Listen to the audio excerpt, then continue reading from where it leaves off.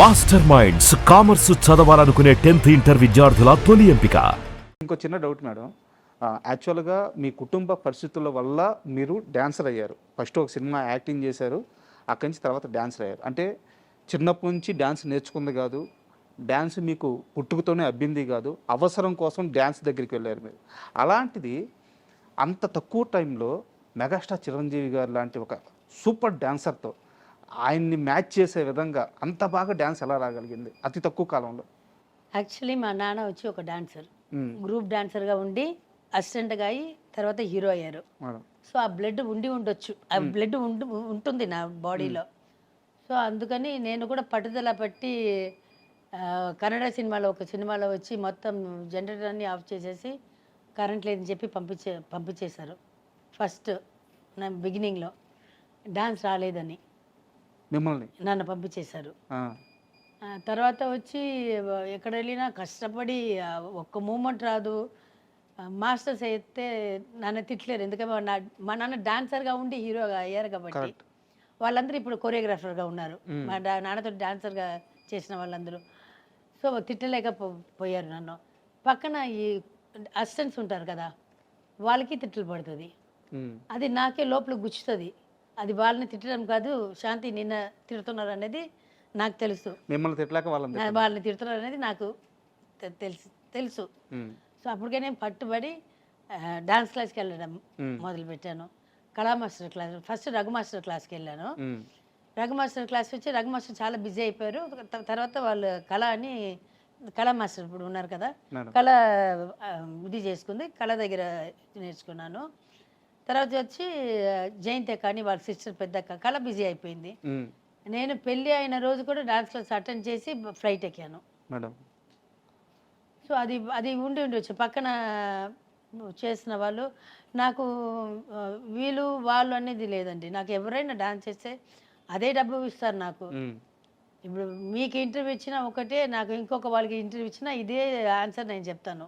మీకు ఏది జవాబు చేస్తున్నానో, నా ఇక్కడి నుంచి ఏది నిజం ఉందో అదే చెప్తాను.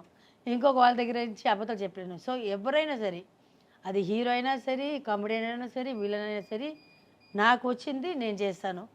అది ఆయన పెద్ద స్టార్గా ఉంది కాబట్టి, ఎక్కువ జనాలు చూస్తారు కాబట్టి, ఆయనకి పిచ్చి ఫ్యాన్స్ ఉన్నారు కాబట్టి ఎక్కువ రీచ్ అయింది అది. అయితే ఆ టైంలో చిరంజీవికి డ్యాన్స్లో కాంపిటీషన్ ఇవ్వగల అతి కొద్ది మంది హీరోయిన్స్లో, డ్యాన్సర్స్లో శాంతి మాత్రమే ముందు వరుసలో ఉండేదని చెప్పి ఒక టాక్ అనమాట. నన్ను అడిగినట్టు చిరంజీవి గారిని అడుగుతారా మీరు? అడగగలుగుతారా? మీరు చెప్పండి. నేను చెప్పను, ఆయన లేడు. నాకు చాలా మంది అడిగారు, చాలా మంది నేను చెప్పేశాను. నీకు ఎప్పుడైనా చిరంజీవి గారిని ఇంటర్వ్యూ చేస్తే ఆయన అడగండి. అమ్మాయి మీ పక్కన బాగా చేసిన దాంట్లోని ఒక మాట అడగండి.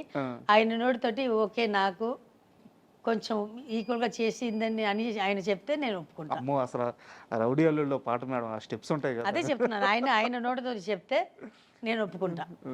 సూపర్.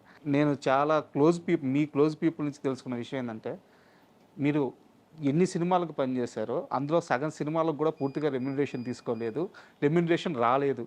సగం కాదు, 75% రాలేదు.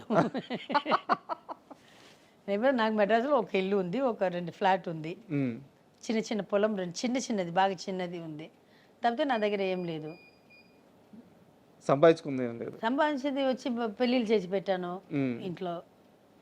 దానికి ఏదైనా మనమే కదా చేయాలి, దానికి పోయింది. నేను వచ్చినప్పుడు కొంచెం బంగారం తీసుకొచ్చాను. అండ్ మా మణిరత్నం గారిది సఖి అని మూవీ ఉంటుంది, మాధవన్ గారి. వాళ్ళు పెళ్లి చేసుకున్న తర్వాత ఇంట్లో చెప్పకుండా శాలిని మా కథనా? అది మీ కథ ఎలాగ ఉంది? మాది తెలిసిన తర్వాత వాళ్ళు తీసారు. మణిరత్నం మీ కథే సినిమాగా తీసారేమో, మీది శ్రీహరి గారిది. లేదు, యాక్చువల్లీ నేను బాగా ప్రేమలో పడినప్పుడు నేను కొంచెం అందరికి తెలిసిన ఫేస్. నేను బాగా వచ్చి అప్పుడే చిన్న వేషాలు వేస్తున్నారు. నేను వచ్చి బావాని వచ్చి ఆయన గుణం ఉంటుంది కదా, అది చూసి పెళ్ళికి ఒప్పుకున్నాను. ఇంకా అందంగా కూడా ఉంటారు, దాంట్లో డౌట్ అసలు ఏం లేదు. చాలా అందంగా ఉంటారు. ఉన్న హీరోస్లో అందరికంటే అందం అంటే మా ఆయన అందంగా ఉంటారు. సో అప్పుడు వచ్చి ఎవరో చెప్పారు ఆయన ఫ్రెండ్స్ దగ్గర ఉన్న వాళ్ళు కొంచెం సినిమా వాళ్ళందరూ అది ఎక్కడ అయ్యా నిన్న పెళ్లి చేసుకుంటుంది ఊరికే నేను తిప్పుతుంది అమ్మాయి పొజిషన్ ఏముంది నువ్వు ఎక్కడ ఉన్నావు నిన్న పెళ్లి చేసుకోదు అని చెప్పారంట. బట్ ఆల్రెడీ ఆయన ఫస్ట్ ఎప్పుడు నన్ను అప్రోచ్ చేశారో పెళ్లి చేసుకున్నారని అడిగారు. అడిగితే ఈ మెడ్రాస్ ఊరికే చెప్పాను, ఇట్లా చాలామంది అడుగుతుంటారు, మెడ్రాస్కి రండి మా అమ్మ దగ్గర అడగని చెప్పాను. వచ్చేసాడు, ఇంటికి వచ్చేసాడు. స్ట్రైట్ ఇంటికి వచ్చేసి మా అమ్మని అడిగాను. నేను మా అమ్మకి ఆల్రెడీ చెప్పాను, ఒక పిచ్చాడు కూడా వచ్చి అడిగాడు కానీ చూడడానికి అందంగా ఉన్నాడమ్మా అని చెప్పాను. ఇప్పుడే ఇట్లా చిన్న ఇది ఎలా చేస్తున్నారమ్మా అని చెప్పాను. ఆయన స్ట్రైట్గా ఇంటికి వచ్చేసారు. మా ఇల్లు లోపల దాక్కొని లేదని చెప్పడానికి కూడా లేదు, మాది చాలా బాగా చిన్న ఇల్లు. ఆ రూమ్ నుంచి బయటకు వస్తే రోడ్డు కనిపిస్తుంది. వచ్చేసారు, వస్తే రమ్మని చెప్పాము, కూర్చున్నారు. వచ్చి స్ట్రైట్ మా అమ్మతో వెళ్ళి మాట్లాడారు. నేను షూటింగ్ వెళ్ళిపోతాను కదా, ఈయన అప్పుడప్పుడు మెడ్రాస్లో ఉండిపోయారంట. నేను షూటింగ్ వెళ్ళిపోతాను కదా, యాక్చువల్లీ ప్రేమించిన వాళ్ళు అమ్మాయిల దగ్గర వెళ్తారు కదా, ఈయన మా అమ్మతో దగ్గర వెళ్ళిపోయేవాడు. అక్కడికి వెళ్ళి మా అమ్మ దగ్గర కూర్చొని ఆయన ఈ దగ్గర వచ్చి ఇట్లా మంచి మార్కులు కొట్టేశారు. అక్కడ 100% 10% కొట్టేశాడు. మా అమ్మ నన్ను గోకడం మొదలుపెట్టింది, పెళ్లి చేసుకో ఇంకా ఎప్పుడు దాకా ఇది చేస్తావు, పెళ్లి చేసుకో. అప్పుడు నాకు ఇంకా 2-3 పెళ్లి కావాల్సింది ఉంది, డబ్బులు కూడా అంత లేదు నా దగ్గర. ఎమర్జెన్సీ చెప్పాను కదా, ఫుల్ అమౌంట్ ఎప్పుడు రాలేదు. సో నేను చెప్పాను, బాబాకి చెప్పాను, ఒక చిన్నవాళ్ళు ఇద్దరు అప్పుడు బాగా చిన్నపిల్లలు, మా లాస్ట్ తమ్ముడు చెల్లి, వాళ్ళకి పెళ్ళికి నేను ఏదైనా పెట్టాలి, అమ్మాయికి నగలు పెట్టాలి, అబ్బాయికి కూడా పెళ్ళికి కూడా ఏదైనా ఒకటి, వాడికైనా ఏదైనా ఒకటి చేయాలి, ఫ్యూచర్కి ఏదైనా చేయాలని చెప్తే సరే అని ఒప్పుకున్నారు. మళ్ళీ మా అన్న కొడుకు గుండు చేయడానికి వెళ్ళాము. వాడు కూడా ఇప్పుడు రాకేష్ అని, వాడు ఇప్పుడు యూఎస్లో ఉన్నాడు. వాడికి ఫస్ట్ ఇయర్కి 11th మంత్కి తలగీకి అదే గుండు చేసుకుంటారు కదా, దానికి వెళ్ళాము. ఈయన బాబా ఉన్నారు, ఆయన ఆల్మోస్ట్ 1 monthలో నేను ఎక్కడ ఉంటే అక్కడే ఉంటారు. నేను ఎక్కడికి వెళ్తే ఇక్కడ వేరే ఎక్కడ వెళ్ళినా కూడా దూరం నుంచి ఇట్లా చూస్తుంటాడు. ఇదే అయిపోయింది నా కథలు మొత్తము. ఇంకా ఒప్పుకున్న తర్వాత ఇంకా ఏముంది, ఎక్కడ పడితే అక్కడ వచ్చేస్తారు. తర్వాత వచ్చి మా అమ్మకి వచ్చేసారు. వచ్చి ఇట్లా గుడికి వెళ్తున్నామంటే ఆయన కూడా వచ్చేసారు, బాబా కూడా ఉన్నారు. అప్పటికి మా అమ్మ, మా అక్క, పౌలిన్ అలెగ్జాండర్, మా అక్క పెద్ద అక్క, వాళ్ళ ఆయన అలెగ్జాండర్ అని పిలుస్తాము. వీళ్ళు ముగ్గురు బాగా క్లోజ్ అయిపోయారు. బాగా క్లోజ్. నేను షూటింగ్ 2 గంటకి 3 గంటకి వస్తాను, వీళ్ళు సిట్టింగ్స్ అన్నీ వీళ్ళు 4. మా అమ్మ పడుకుంటే కూడా నేను వచ్చేదాకా వీళ్ళు ముగ్గురు కూర్చుని ఉంటారు టెర్రస్లో. ఈయన కూడా కరెక్ట్ టైంగా, ఆయన తెలుసుకొని వచ్చారో తెలియక వచ్చారో తెలియదు, కరెక్ట్గా వచ్చారు. గుడికి వెళ్తున్నాము, అందరూ ఒక 4-5 బండిలు వెళ్తున్నాము. ఈయన కూడా వచ్చారు. ఆ గర్భగుడి లోపల తీసుకెళ్తారు, పెద్దమ్మ తల్లి పెరిబాళెత్తమ్మ అని చెప్పి ఉంది లోపల. దాని లోపల వెళ్ళి పూజ చేపిస్తాం. అప్పుడు పేరు ఉంది కాబట్టి నాకు లోపల తీసుకెళ్తారు, గర్భస్థలం అంటారు కదా, గర్భగుడి లోపల. అక్కడ వెళ్ళి పూజ చేస్తాం. పూజ ఎంత అయింది.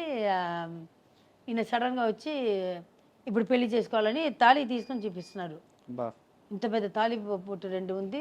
నాకైతే ఆయన ఇట్లా చూస్తున్నాను, నా అమ్మని ఇట్లా చూస్తున్నాను, మా అమ్మ నన్ను ఇట్లా చూస్తుంది. ఏడుపు, మా అమ్మ ఒక సైడ్ ఏడుపు, నాకేమో అర్థం కావట్లేదు. నేను చెప్తున్నాను బాబాకి, నేను అప్పుడు బాబాని పిలిచేదాన్ని, బాబా నేను నిన్నే కదా పెళ్లి చేసుకుంటాను, మా అమ్మకి వచ్చి నన్ను గ్రాండ్గా పెళ్లి చేయాలని ఇది ఉంది, ఒక 5-6 years ఆగుతామని చెప్పాము కదా, ఇప్పుడు ఉంది కదా అంటే, లేదు ఇప్పుడే పెళ్లి చేసుకోవాలి అని ఆయన ఏడవడం మొదలు పెట్టేశారు. బాబా ఏం అర్థం కాలేదు. మా అమ్మ ఏమో కోయంగా ఏడుస్తుంది. శ్రీహరి గారు కూడా ఏడ్చారా? ఏడుస్తున్నారు. నేను చేసుకోలేదు ఇప్పుడు వద్దని చెప్పితే ఆయన ఏడుస్తున్నారు.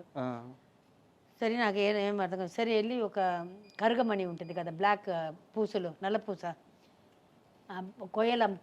కొయ్యలు అమ్ముతుంటారు గుడి బయట, వెళ్ళి తీసుకుని రమ్మని చెప్పాను. ఇక్కడ ట్రెడిషన్ వచ్చి బ్లాక్ పూసలే కదా, తెలుగు వాళ్ళు బ్లాక్ ఇదే వేస్తారు, నల్ల పూసలు వేస్తారు. అది వెళ్ళి తీసుకుని రమ్మని చెప్పాను. వచ్చి తాళి కట్టమని చెప్పాను.